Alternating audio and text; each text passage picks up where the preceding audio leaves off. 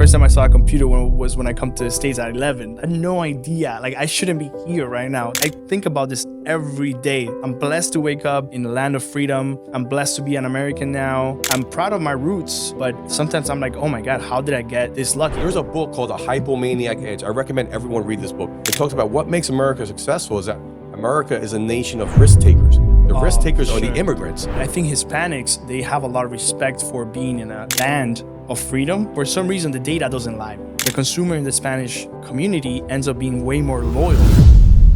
I feel like right now it's like a race to the bottom when it comes to the quality of content. For us, it's not just the creative side, it's also like, okay, how do the numbers make sense? So a lot of the times we have to make the decision of like, okay, how can we attract enough audience and bring down those CPMs, have engagement, but also cater to the buyer. You can't make money without creating value. I wouldn't be where I am without creating immense value. You could talk about putting up 17,000 leads a day, $1 million in revenue, but if your leads aren't converting for your client, none of that fucking matters. You can only build a relationship on trust and on being reliable to your partners and also on quality. At the end of the day, it's a business. At the end of the day, we all have to make money, but we always put the interest of our business partner before ours. But I think when you change that perspective of selflessness, I think business just happens naturally.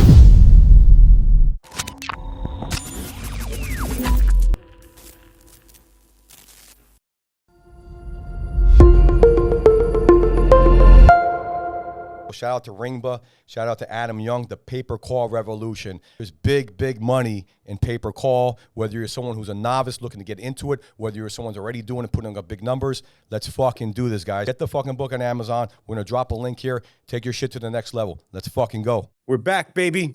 We were in Dubai, we were in Medellin, then we're back in Miami. Actually, we're in Doral, Venezuela, also known because of a huge population of Venezuelans here. Fucking love Venezuelans. Let's go. Anyway, I'm here with one of my favorite people in the industry, my man, Manny Perez-Trujillo. Thank you, bro. Good to see you, man. Give you a fucking hug right here. I have to say the same. So check this out.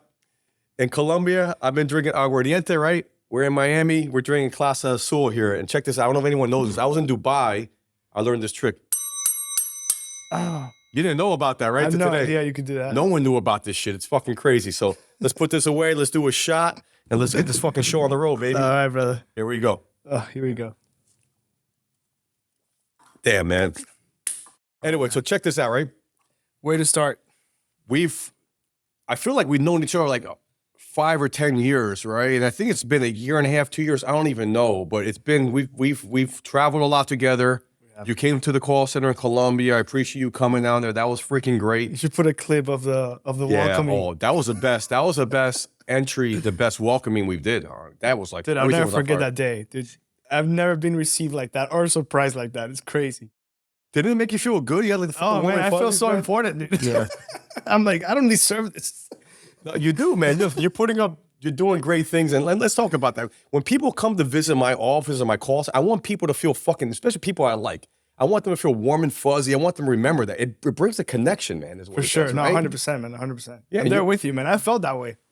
I felt that way. You walked up like, wow, we fucking went all out, man. I was crying, dude. I was laughing so hard that I was crying, man. I couldn't believe it. That was good. It was authentic. Yeah, we gotta go to that. But anyway, we've known each other for a while, so let's talk about how we met, right? Because I gave a speech in Barcelona at Affiliate World, and you were there in the audience, right? And then we met right afterwards. So let's talk about that and how this all built up. Because that's what I like about our industry is that it's these little things that add up to big things later on. Right? 100%. 100%. Well, I think the first time that I saw you was in a video actually from Geek Out. And when I saw your presentation, I was like, oh man, I gotta meet this guy. Like, man, this guy, he talks my language. Like everything you said connected with me so well that I'm like, man, I need to talk. I need to meet David. And so when I saw you speaking in Barcelona, I'm like, okay, this is the chance to meet David. So I remember you got out of the presentation and of the stage, and I was like behind, like waiting for you like a fangirl. I've done that shit too with other people, man. David, bro, man, nice to meet you. So we started talking about. I remember we started talking about debt because for you in that presentation in Geek Out, you were talking about how big the opportunity for debt was. And that resonated with me. I think that when you look at macroeconomics, we're in 2024, by the way, when you look at the macroeconomics, I mean, debt is like all-time high right now, Q1 of 2024. And It's over $1 trillion now, right? Exactly. 1.2 trillion, something crazy. it's crazy. Yeah, and So- that's credit card debt or consumer debt, right? Exactly, credit card debt to be specific, yeah. And automatically I'm like, okay, yeah, he's totally right. And as a matter of fact, we were already testing that vertical. We hadn't cracked it yet, but we already tested that vertical. By the time I met you in Barcelona, we had already cracked it. Yeah. I remember at that time we were doing about 7,000 calls a day in debt, which I didn't even know it was like a big number. You know what I mean? We come from like the lead gen space, and we just got into pay-per call like about a year and a half ago. And when I told you about we're doing 7,000 calls, you were like, really? Guys, think about 7,000 calls, and what's the market value of these calls? 50 Well, bucks, 70 bucks? Yeah, Is it ranges from 50 to 70, sometimes even it's 80. a lot of money, Yeah. a lot of revenue. A lot of revenue, a lot of volume. And man, so I knew I needed to connect with you because I mean, I think your special power is, man, in terms of like entrepreneurial spirit and in terms of like, you know, being a good CEO and projecting that good energy and just lighting up the room. I think that there's nobody in the industry like you, David. And I gotta give you props for that. Thank you. It means a lot to me, man. Yeah, man. Yeah, definitely. And that energy kind of like, you know, helps anybody else because it kind of rubs up. And at the same time, it's like we all have to be very, you know, enthusiastic and very, you know, good energy. Even if you have obstacles in business, which always happen, you always have to look at the good side and be positive and kind of like, you know, let's fucking go. Let's make it happen. Fucking go. You're right, man. But you're like that too at the end of the day, right? I think that's all we connect. We have every time I've been out, and I wish you were in Dubai with us, man. That was a whole other story. But like everywhere we've gone. Don't remind me. Yeah, I know. It's a crazy story. But by the way, if you go to Dubai, what's the story? You got to make sure your passport is 6 months or something before expiring. Yeah, or something it can't be it can't be more than 6 months from expiring by the time you enter Dubai. Yeah. So anyways, mine was like 5 months and 20 days. Bro, expiring. I don't know if anyone watched the movie War Dogs, right? But I had a fucking... You watch War Dogs? You got to watch it. No, I haven't. So anyway, in that movie, these fucking guys have to go to...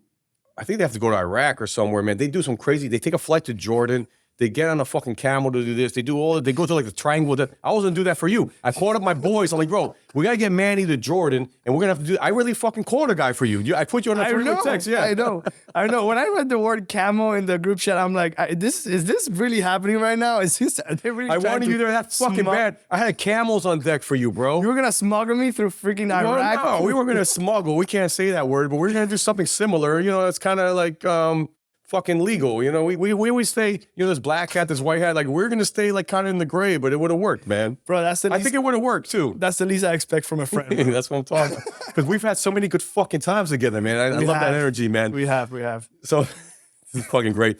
So I think something interesting about you in particular is that you see this whole your unique power. You talk about my unique power. I'm all about fucking energy.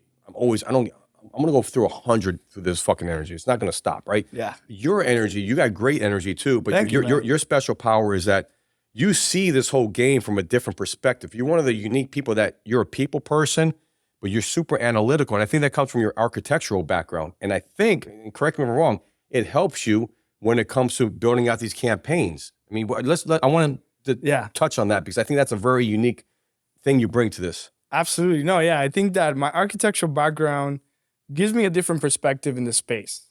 I think that uniqueness is good for everybody. I think everybody has a very unique way of looking at things, right? Depending on their background. For myself, actually, my business partner too, he's a mechanical engineer. So that Chris? No, Olivos. Okay, man, yeah. He's a mechanical engineer. Yeah. And you know, he brings that different way of looking at things, very analytical way of looking at things, perspective. And in my case, it's more of like, you know, a mix of creative and also analytical, because I feel like if you think about architecture, it's a mix of both, right? You have your math and you have your creativity. Yeah. And I think in a way that has helped us with the creative side of the business, you know, coming up with like very different angles that nobody has thought of, or, you know, starting tendencies that nobody has even thought about. So I think that's really helped us out in that perspective. And also the analytical side, the math side, it also helps with running a business, right? Like to run the business, you have to look at, you know, am I making logical decisions? Am I making decisions that are backed up by my finances, backed up by, you know, what the macroeconomics of today are? So I think that we base our decisions in a very analytical way, but we are very open and creative to make sure that the analytical side doesn't really put us in a box. To make sure that creatively we're always open and excited to innovate, to do things that nobody else dares to do, like throwing a car from 30 feet in the air in one of our auto insurance videos, or robbing a bank. Nobody has thought about doing that in the space. You know what I mean? And we almost went to jail, by the way, in that video. So Yeah, we're gonna cut to that. Do not do this at home. Do not do this at home. But yeah, man, we're very innovative. We like to do cool stuff, and we also like to. I think that in our team, I think what makes our team special is that our creative side is very strong. I think that when you look at our creative, you like, okay, man, these guys went out and beyond on the creative side. But I think that in the case of the analytical side, we also make very good decisions, right? And that's where my business partner, Manuel Olivos, kind of deals with the day-to-day of how to run campaigns, how to optimize campaigns, and then giving that feedback back to the creative side. Right now in our company, Chris Groves is our business partner. He runs the creative side. I kind of help with him. I kind of tag along with him, but I'm not longer doing that. I'm kind of working on business development for the company. But on the creative side, we take that feedback from the analytical side. It's almost like your left brain and your right brain talking to each other. And when that happens, I think that's very powerful, very, very powerful in the industry. Yeah, I think you guys have a very good chemistry. I've seen Chris with you guys at shows. Yeah. Manny, great. I mean, you guys just have a good connect. It's good to show.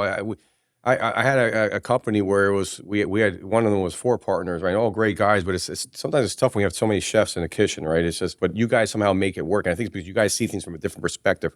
And speaking of Chris, what I found amazing, I want to shout somebody out, and I think this person deserves to be shouted out. But Peter Day, by the way, great. Peter and Tyler Day, great podcast. Anyone's wants to learn more about growing in the industry, listen to their podcast. It's phenomenal. But Peter Day, he was one of the first people that got to crack solar on TikTok. I tried working with people on TikTok. No one can fucking make that work. We got to 5 figures a day with him. And we were at a show in Chicago. You remember this? We were at a show in Chicago. And then Peter Day, which I fucking really respect and admire, he's like, yo, this is Chris. Like, I was one of your students. Like, it was like a crazy, it was like him meeting one of his idols. He was so fucking excited to see him. And I knew Chris through you guys, but I didn't realize how, for Peter Day was putting up massive fucking numbers to be saying that about Chris. I'm like, it made me look at Chris from a whole different, and Chris is funny because he's not very like, he's not super outgoing. I mean, he's a nice guy, but like, it was cool to see that because I'm like, man, this guy's a real fucking deal. I mean, so I think that, I want to touch upon that because partnerships are not, sometimes it's just hard to make everyone happy. But you guys are able to do it. So I think you got Chris, you got Manny, you got you. It all comes together. So absolutely. I think the biggest thing, I mean, having a partner is not easy. It's like, we always talk about it, it's like marriage without sex.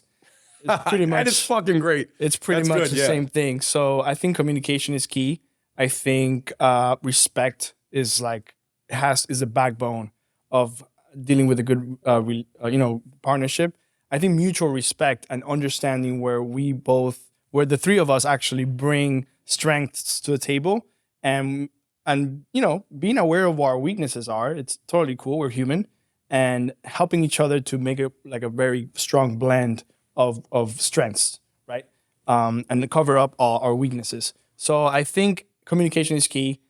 For us, I mean, I totally have so much respect for my business partners.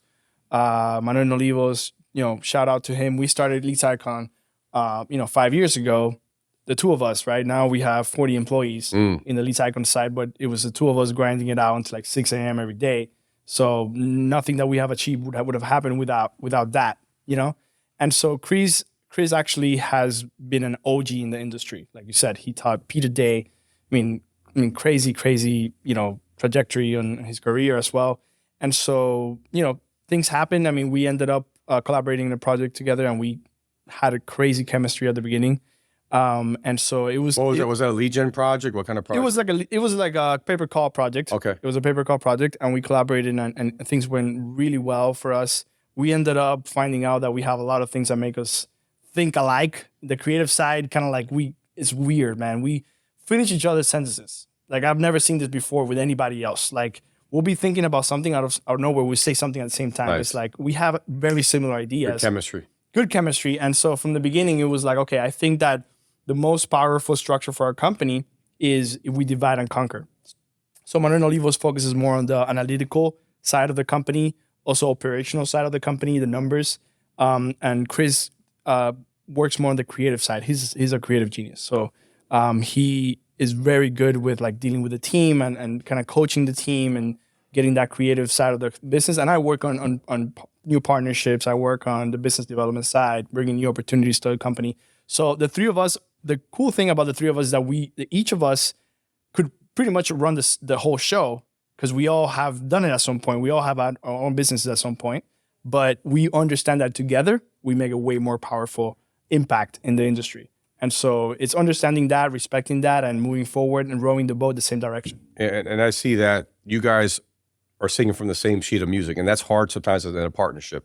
Yeah. Right? And I see that you guys are doing it, which is amazing. And I want to talk about the creative side because I think that's really the unique strength in what you do. And you couldn't do these numbers if you guys weren't aligned and everyone's in the right lane. Yeah. You're in your lane, Chris is in his lane, Manny's in his lane, but you all get together, right? And that's when that lane that you guys are going super fast, like a fucking Ferrari V12, right? 200 plus miles an hour with no hiccups.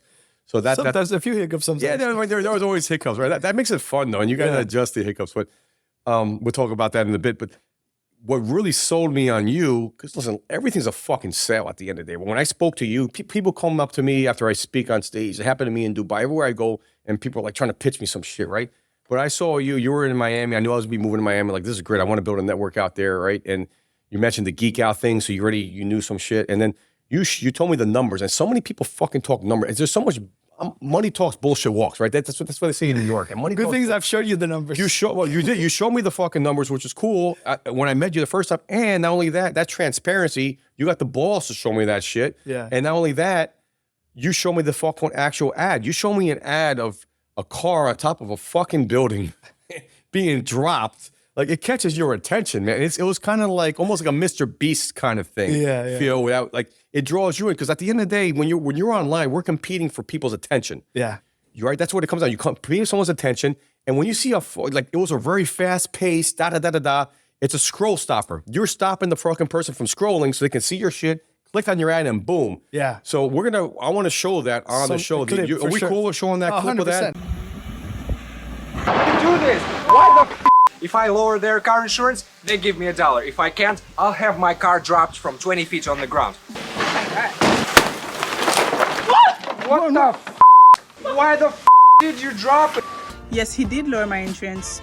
$56 monthly. That was amazing. Yeah. So I want to talk about the evolution. How did that come to fruition? What was the thought process, and how much money did that bring you guys in terms of revenue? Yeah, that's been one of our top sellers for sure. At the time, by the way, Chris wasn't in the picture at this time. It was Olivos and myself. It was just two of us at this time. So this video was, dude, it was like, I want to do something big. I want to do something nobody has ever dared to do before. And I'll go the extra mile if I have to. We got lucky because Manuel's dad at the time owned a junkyard. And so Hector? Oh, wow. Yeah, he owned a junkyard, and think about it, bro. Think about the liability involved in somebody throwing a car. Like, think about the licenses and all the liability involved in making something like that happen. So it was a little bit of like, okay, we got lucky that we were allowed to do that by him. But yeah, we ended up buying a car, and we're like, you know what? We need to do something. How much did that big. car cost? It was like $4,000. Okay. And we're like, we need to do something big. I mean, we know that the first 3 seconds of a video is where the magic happens. Like, it doesn't matter how good, elaborate your video is. If you lose somebody in the first 3 seconds, it doesn't matter. They're not going to see the rest of the video. So you can have a great call to action. You're going to have a good body in your video. But if you don't grab the attention, that's what it's all about. We're competing for attention. Absolutely. We're competing for real estate in the digital world. And so I remember I'm like, I want to start the video with like, man, a scroll stopper. Something that nobody will, like, something that people watch, they're going to have to, I need to see more. So we thought about, by the way, we actually named it a strategy. We called it the cliffhanger. So the video starts with the car being dropped. And before it hits the ground, we switch to like another climax in the video. So them fighting, I'm like, why do you throw the car? So, but nobody has seen what happened to the car. And the human mind automatically is very curious to find out what happened, you know? So they end up watching the whole entire video. So that video had, the engagement in that video was, you know, like we've never had a video with that type sort of engagement. And it was because people were really curious to find out. I was too.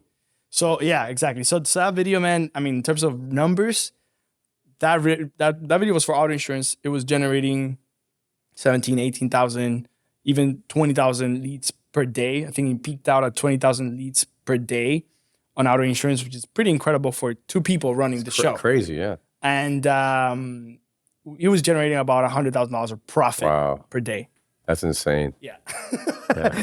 Yeah, it was like 225,000 revenue per day and 100,000 of profit per day. And the best part is that it was generating amazing quality. Age data. There's only a few months left of this. A lot of different ways to monetize data. Data is a very broad term. There's a lot more money in it. You already spent the money. Let's just say it cost you $10 for a Medicare lead. You make $1 million in sales, you really only made $100,000. And you might not get paid by your advertiser. What if I can get an extra 50 cents, $1, $2, $3 per lead in perpetuity? What does that do to my marketing campaign? What does that do for the stress of the profits of my company? A percentage or two at those kind of numbers are huge as moving the needle. So for us, what I love about age data, the hard part's already been done. Now it's just the revenue left for your company. What would the extra $10, $20, $30,000 a week do for your business? Absolutely. All of our big partners are making hundreds of thousands, if not millions a year with us. They're never going to have this gold rush again. Amazing quality, because we were not promising something that was, you know, we were not showing like, you know, like a scam or anything like that. It was like very engaging because of what's happening in the video, but we're actually showing the actual product. Like, hey, we're helping people save on their car insurance. I'm glad you talked about the quality, because I'm realizing this. You know, I started the LFG show, and a lot of my stuff is how do I hook people, make money. Everyone wants to make more money, right? Make money, travel the world, all that shit. So I talk about that a lot, but sometimes I get nervous. One of my self-conscious things, like maybe I'm talking about this shit too much, but you can't make money without creating value, right? I wouldn't be where I am without creating immense value. You wouldn't be where you are without creating value. So I'm glad you mentioned about quality, because we could talk about putting up 17,000 leads a day, 200,000 in revenue, 400,000, $1 million in revenue. But if your leads aren't converting for your client, it doesn't. None of that fucking matters, because then you're losing money, right? You can. 100%. So you got to hit the KPIs in place. So I think that because you guys have the scroll stoppers, you're able to create unique ads that get the people's attention. They click on it. And obviously, someone's going to click on it. There's a demand. And I think auto insurance. I know auto insurance has these ups and downs, peaks and valleys, but you guys crushed it for a while on that, and I think that's a testament. And now you guys went from auto insurance.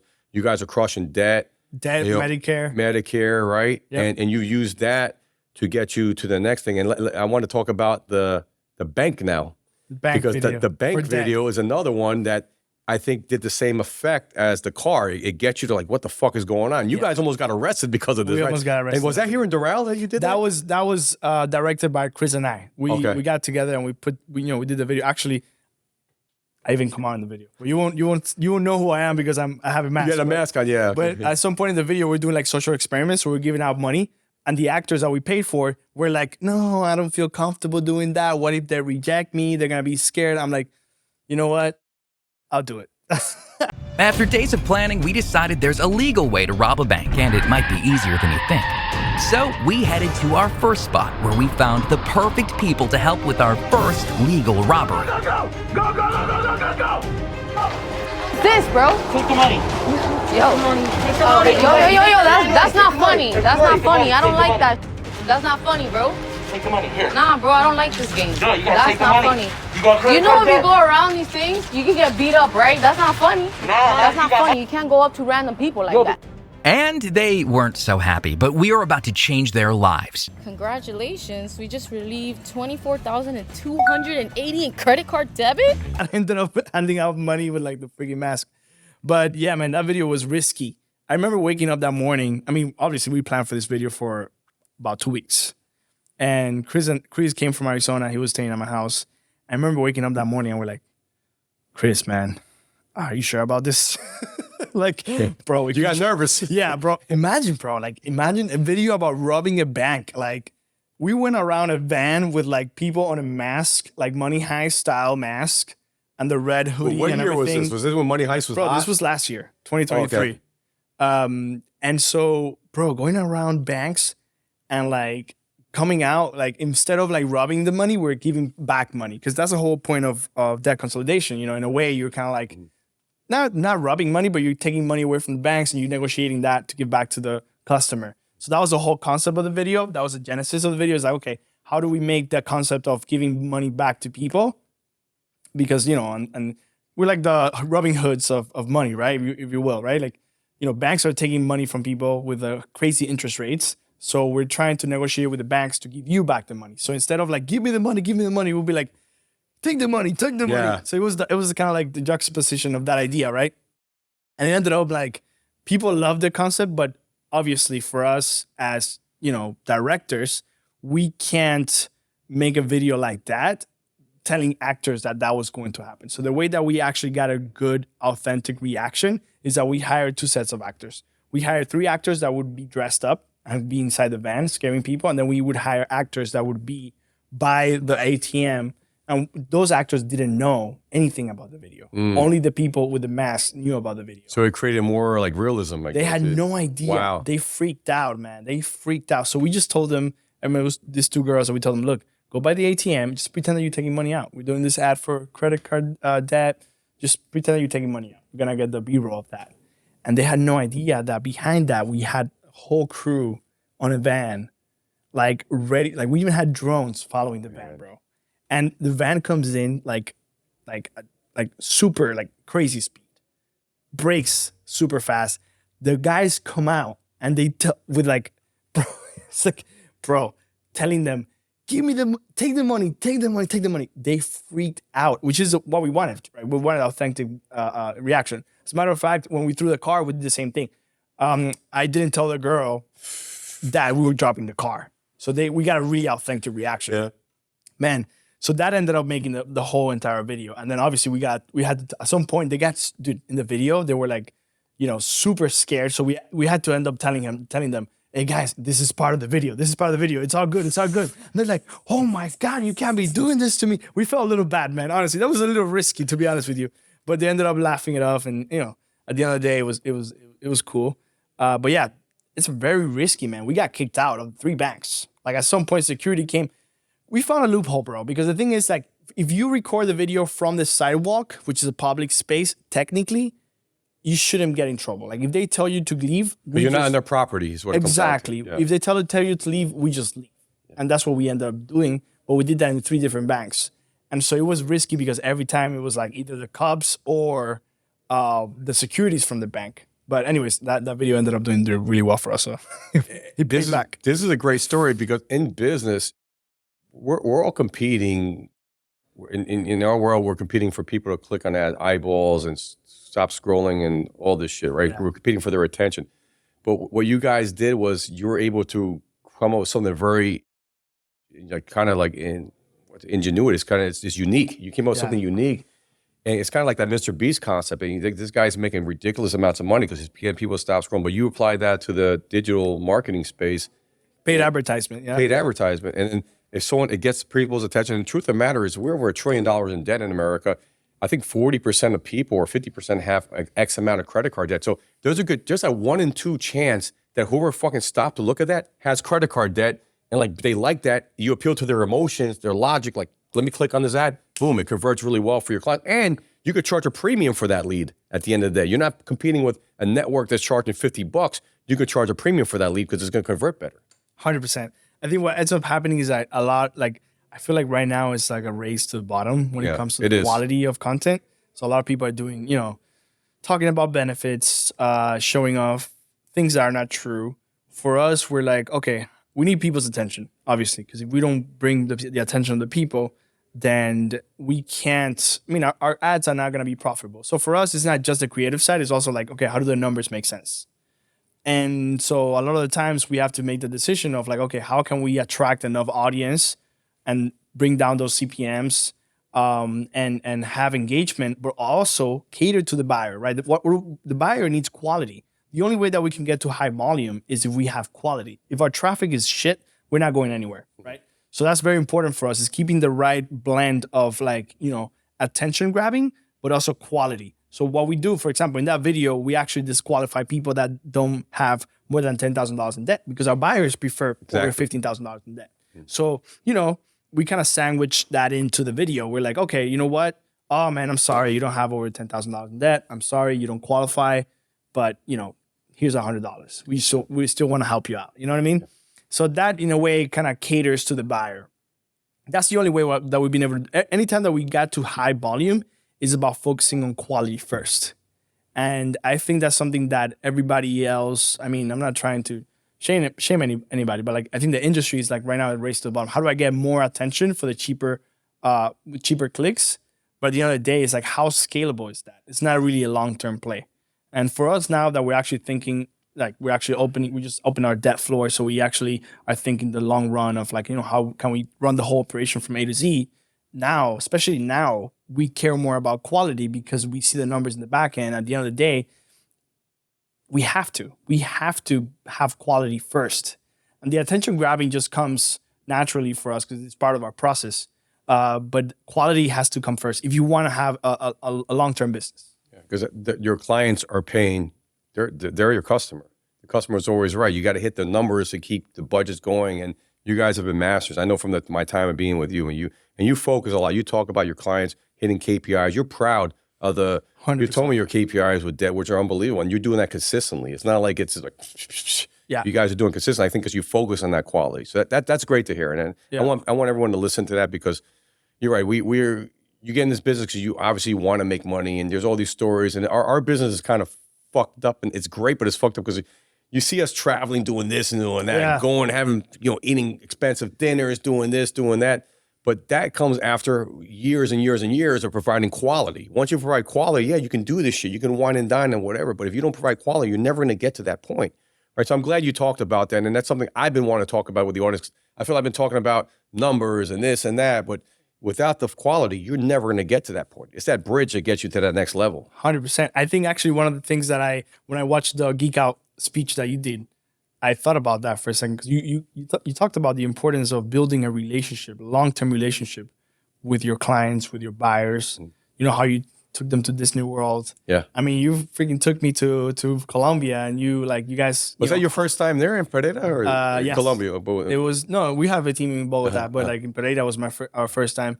And man, like that building that relationship, you can only build a relationship on trust and on being reliable to your partners, and also on quality, right? I mean, the only reason why we dominated, I feel like we kind of dominated the debt space last year was because the fact that we focus on quality first. When you look at the payouts of the industry right now, we get paid way more than anybody else gets paid. But the reason why is that we took us 6 months of losing money to build that trust, to build that relationship with our buyers, and get to the point where, you know what, we're bringing in way better quality than everybody else. At the end of the day, it's a numbers game. The average debt amount is over $25,000. Our metrics, our KPIs are, deserving of more payout.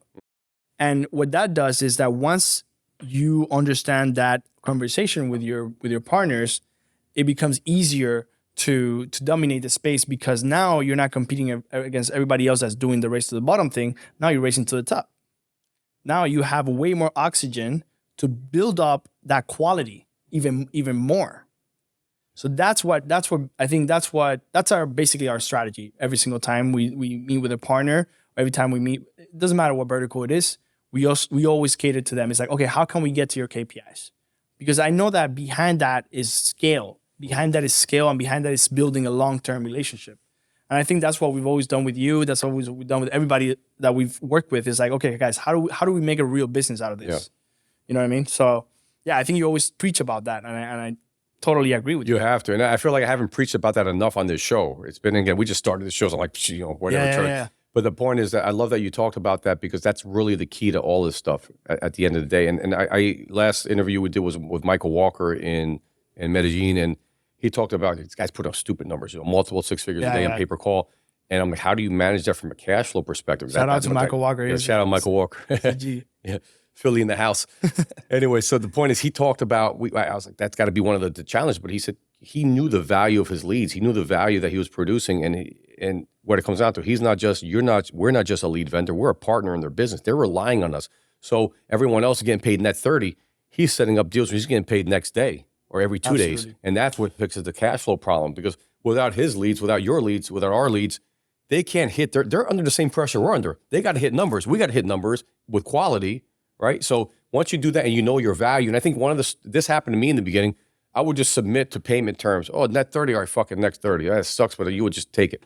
But once you know your value, and that's the message, you got to stand up for what you know what the fuck is up. If you know you have good quality, hey, better payouts, better payout terms, because you deserve it at the end of the day. Let's No one build else this is up. fucking doing Let's it. build this up. Let's scale, right? Yeah. I think that one principle that we have at Leads Icon is that we, especially for the leadership team, right, our partners, is we always put, at the end of the day, it's a business. At the end of the day, we all have to make money, but we always put the interest of our business partner before ours. And I think that it's very hard to do that. It's easier to say it than to do it. But I think when you change that perspective of selflessness, I think business just happens naturally, right? And so for us, is like, okay, how can we cater to the KPIs of the buyer in this case? And it doesn't matter what side of the room you're in, right? For example, for us now, we're starting to buy debt calls because of we have our own floor. But how do you cater to your partner's interest before yours? And I think if everybody did that, it would be we would live in an ideal world. Absolutely. But sometimes you have to set the example of like, hey man, I actually care about your business, like scaling. I actually care about doing this together. We're not thinking about us. We're not thinking about Leads Icon. We're thinking about our partnership. How can we grow together? How can we both make money? At the end of the day, that's all that matters. And so we can get creative with the numbers. At the end of the day, I mean, money's money. Obviously, we both have to make money. We both have to be invested. But if you put your interest first, it's not gonna be a long-term play. You can't win that way. And it's they rise, you rise, we rise together. That's what I like about it. And that's the key to everyone that's been successful in this industry, or maybe any industry, is that no burning bridges, no burning any bridges. You know what I mean? Like helping each other out. Like, bro, I feel like you are a great testament of that, because you always bring that good energy. You always try to help people out. You always try to connect people. Absolutely. Bro, it's like, sometimes it's like, I mean, that's a very selfless thing, right? To connect other people, and for like you did with this guy, what's his name? Alex Chavez. Oh yeah. Like you're like, oh guys, you guys need Yo, to he's talk. my neighbor, by the way. Yeah. Shout You're out like, Alex oh, you Chavez. guys need to talk. Yeah. You guys need to talk. In And- New York. Yeah, in That was New York. So man, that's what it's all about. So I've learned a lot of those things from you too, by the way. Good. Well, we learn from each other. That's what it comes down to. I want to ask you something that I want to talk about, because I think this is very, very cool, right? You grew up in Cuba? Is that where you were born exactly? Yeah. So I don't know if this goes back to childhood or like recently. Did you ever imagine your life would be like this? I mean, maybe you went to architecture school, right? So maybe you be an architect. I mean, I want to talk about that. Talk about this evolution and this whole thing from growing up in Cuba to being like a master at paper call. Man, it's humbling, bro. It's really, really humbling, bro. Like, dude, I would go to school on a horse. Like, you know what I mean? Like the first time I saw a computer was when I come to the States at 11. Like, I had no idea. Like, I shouldn't be here right now. That I think about this every day that I wake up. I'm That's blessed. amazing. I'm blessed to wake up in freedom, in the land of freedom. I'm blessed to be an American now. I'm proud of my roots, but sometimes I'm like, oh my God, how did I get this lucky? And I know it's not just luck. I mean, my family and I, we both worked our asses off to come to the States in the first place. And then, I worked my ass through school and college, and I've looked for those opportunities. But man, it's very humbling to know where I come from. I'll be honest with you. Sometimes I'm like, oh man, like I'm blessed. You have to be blessed, and you have to be, stay humble and understand where you come from, and always have that perspective of like, yeah, I want more. But also, look back and say, oh my God, like life is crazy. It kind of opens up your mind to like, man, anything is achievable once you put your mind to it. Yeah. I know it sounds, it might sound cheesy to say it that way, but it's true, bro. Like, I think that when you have purpose and when you have a goal in mind, everything else is achievable, man. And so, very humbling, bro. Very humbling, man. Very, very humbling, bro. That's beautiful. And my mom's Venezuelan, right? So I got Hispanic heritage as well. And I love it when you see Hispanics coming to America and work hard, bust their ass. My mom came work here, $6 an hour she was making minimum wage, working 16 hours. That's where I get my work ethic. I saw my mom do it. I saw my aunt, all of them do that stuff, right? Came from Venezuela. And so that means a lot to me. So to see, I think the Hispanic population is the future of America. It's going to keep growing, work hard, create more businesses and those things. So what I wanted to say is I know you have people working for you in Latin America. Yeah. I do as well. And maybe lo decimos en español, like, tú puedes dar un mensaje para los latinos que están trabajando mucho, que no saben mucho del internet, no saben mucho de affiliate marketing. ¿Cuál es un mensaje, un consejo para ellos? ¿En Spanish? Yeah, in Spanish. Okay, en Spanish, okay. Bueno, primero que todo, que todo es posible. Cuando uno tiene un propósito y uno se enfoca en ese propósito, creo que todo es posible. No importa de dónde seas, de dónde vienes, cuáles son tus circunstancias en este momento. Pienso que eso no determina tu potencial. Y el momento que te das cuenta de eso y eliminas todas las excusas que son muy fáciles tener excusas porque, o sea, miras a tu alrededor y, por ejemplo, si estás en un lugar como, no sé, Venezuela, que la cosa está bien dura, o en Cuba, tú dices, coño, ¿sabes? Te resignas a, ¿sabes qué? Esto es lo que me tocó y no hay mucho que puedo hacer. Pero creo que eso es como que una manera muy fácil de salir de una manera muy cómoda, ¿no? Pienso que no importa dónde estés, siempre hay una manera de salir adelante y de mejorar. Y esas mejorías no tienen que ser de un día para el otro convertirte en un millonario, pero creo que como un buen edificio se construye con una buena fundación y poco a poco vas construyendo capas y esas capas y esos capítulos y esos nuevos pisos se convierten más interesantes en tu vida. Entonces, pienso que mirarlo desde ese punto de vista, tener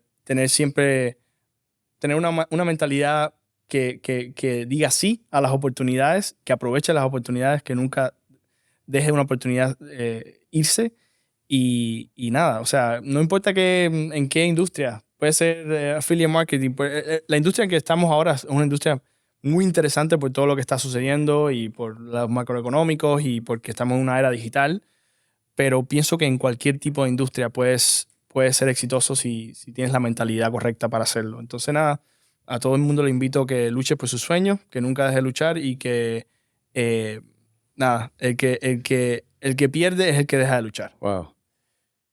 Yo no sé cómo, how to hacer una respuesta en español, but that was really powerful what you said.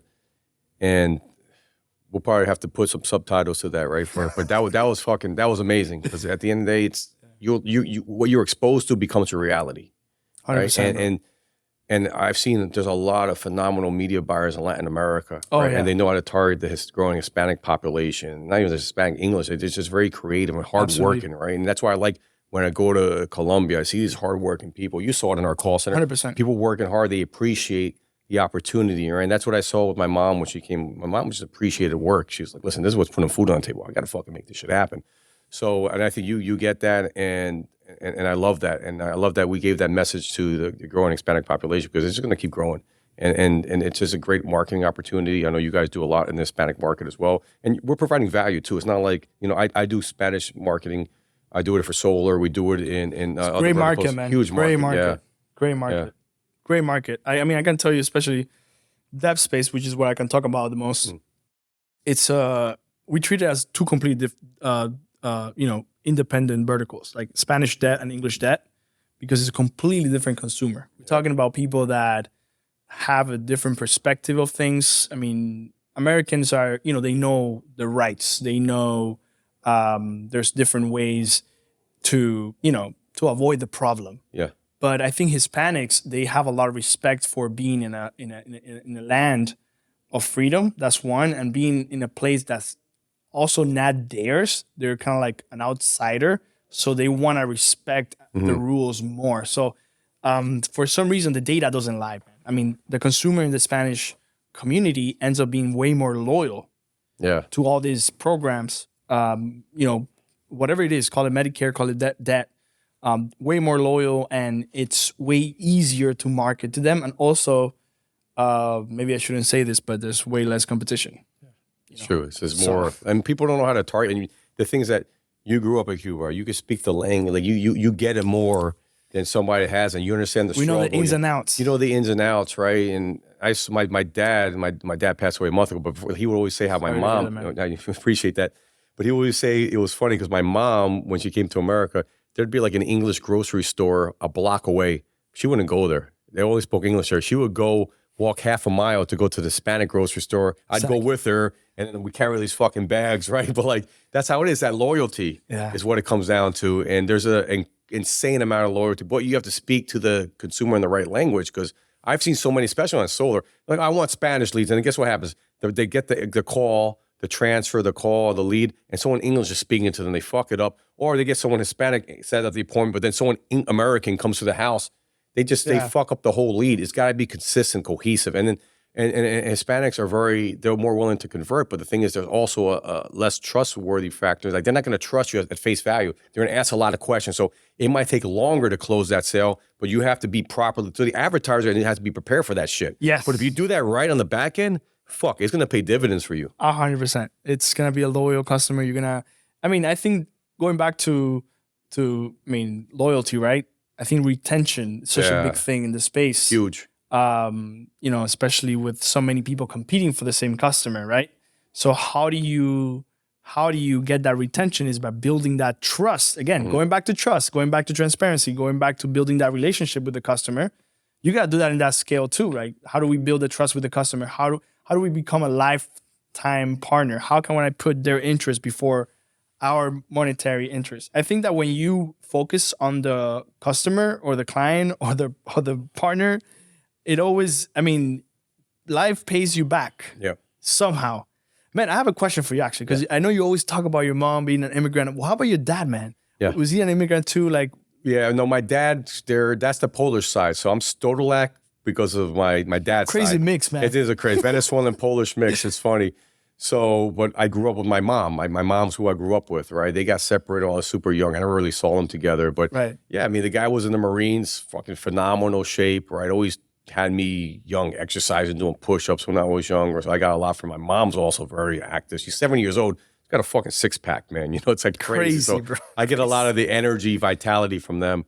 But yeah, man, there's that guy. I got the polar side from him, man. I ran track. I was pretty fast. He was very fast, good athlete, that kind of thing. So yeah, I learned. My dad was very, what do you call it? He'd have an idea. He'd have to see it through. I got that from him. That's awesome. You get an idea, you see it through. Persistence. Persistence. I definitely got that from him, for sure. So yeah, I appreciate you asking that, because of course, man. Our parents make us who they are. And I'm curious. Yeah, I'm curious, man. I'm curious because I know that your mom. You always talk about your mom being an immigrant and stuff, but you also talk about how much fun you had with your dad, and I know he's Polish, but I was just curious to know if he actually migrated from Poland or he was born here. So his parents, it's funny because when he passed away, I found out all this shit about him, like stuff I didn't know, and I kind of like, what I would say to the Sorry audience. to get personal. No, bro. it's fine. But no, this is great though, because I think that business, if your shit's not right at home, you're not going to be super successful at business. You'll fuck things up, and I've been there before, where like making a lot of money and things aren't going good. Especially like 10 years ago, crazy shit, right? And you sabotage yourself, especially as men. Men have a tendency to do dumbass shit, right? So anyway, that being said, what the fuck was I talking about? We're talking about my dad, right? So the point is that, so then when my daddy, I go all in tangents, man. So the point is that when he passed away, I found all this stuff. I saw the ship that his parents came on from Poland to America. I saw like the ticket to New York. I'm like, damn, that's crazy. This shit is like crazy. It bugged me out. Like, this is nuts. Like they had the balls. And there's a book called The Hypomaniac Edge. I recommend everyone read this book. It talks about what makes America successful is that America is a nation of risk takers. The risk takers are the immigrants. 100%. For your family to come here from Cuba, most people didn't leave Cuba. There's like this perception, 90% of people left Cuba to come here. That's not. It's only a small percentage of people that left Italy, that left wherever, Poland. It was like less than 1%, a tenth of 1%, right? For sure. So those fucking people, to leave their country, where it's safe, they understand the language, to go on a fucking boat where you don't know what's going to happen on that boat, land in another country, not have any fucking money. Start from zero. So America is a nation of immigrants. Hustlers. Risk takers is what it is. Yeah. So those are the risk takers. My grandmother and my grandfather on the Polish side were risk takers. Just like on my Venezuelan side, my Aunt Gladys was the first one. She's the second one that came to America from Venezuela. So that's probably what makes it. We don't talk about this enough. I'm glad you brought that up. Yeah. Your family's risk takers, right? Absolutely. You become a risk taker. My family's risk takers, immigrant risk takers with hard work ethic. That gives it a leg up, right? Bro, it's like That's when, what it comes I down think it's to. like Tony Robbins that said that, right? Like, tough times create strong people, Yeah. right? And then strong people create easy times, and then easy times Yeah. create weak people. I think that we come from the background, having like a tough background, or coming from, bro, immigration and starting from zero, and the struggle of seeing my mom kind of like, be a university professor to come to the States to kind of like knock on doors to get a cleaning job, and doing anything to help us, get ahead. It's tough, bro. It's crazy, man. And that stuff is like, it humbles you, and it makes you kind of grateful for being in a place of freedom, being in a place of opportunity, and not letting that opportunity go. You know what I mean? Because our parents sacrificed a lot for us to be here, and so it's gonna be tough to teach that to our kids. I know, because our kids kind of have like an easier time than us, but it's that perspective, I think, makes us who we are, makes us hustle more. Absolutely. And every time I think about how my parents just, left everything behind for us, I'm like, fuck, I gotta make this count. You have an obligation. I have to make this count, bro. I can't let them down. You know what I mean? Bro, you almost made me cry. I saw you get emotional. I started to get emotional because it's the same thing. And like you said, your mom educated, they're great, and then she took a little step back for the greater good. Huge And that talks about, that's humbling, right? And she teaches you that, but you honored that. You took the baton and like, boom, look where you're at now, right? And that's the best way we can honor our parents. Right? And my mom came with me to Colombia, like after you came in November, she came with me in December. It was so fucking nice. We went to the waterfall. Next time you come, we got to check these. There's so much beautiful parts in the central part. They got like the coffee growing region, beautiful water. Colombia's I took it nice, with me. We had such a fucking blast. And that was like one way for me to repay her. And, my dad always wanted to go to San Francisco, and I took him there one time, like how long ago this was, a while ago, but I'm so glad we did that. Those memories, because we work hard, we bust our asses. For what? Yeah, for our family, what? bro. For our families, family. right? So create those memories. So I'm glad you brought that up, because that's something I don't think people talk about enough. And when you have those experiences with them, you look at those pictures like, wow, it makes you feel good. It makes you it's motivation. You want to keep fucking going. You want to keep providing those memories. And no, it's a great thing. But I almost started breaking down. I'm like, I'm gonna start crying. But it's good though. It's good to talk about that. Yeah, man. It's like your why, right? It's like the root of like, why do we wake up every day wanting to like, do the best thing we can to get ahead and to do it for our families. At the end of the day, we do it for our families, bro. Like, let's be honest. Create a legacy, right? Create a legacy. Obviously, you gotta love the process, right? Yeah. There's nobody in their right mind would build a business if they didn't somehow love the process of building a business, because business is not sunshines and rainbows all the time. You go through like, bro, obstacles, and it's your ability to overcome those obstacles that gets you ahead. Yeah. Right. And so, yeah, man, I think it's good to talk about our background. I think it's good to talk about how that inspires us to do great things. And, going back to our industry, bro, I'm glad that we are in an industry with so much opportunity. And there's a lot of obstacles in that industry too. Let's not avoid that side of the conversation. But I think if you look at everything the way that you look at things, and I think I somehow have a little bit of that too, right? Absolutely. That in a very kind of like forward-thinking way, in a way of like, whatever obstacles come our way, we'll adapt, we'll survive.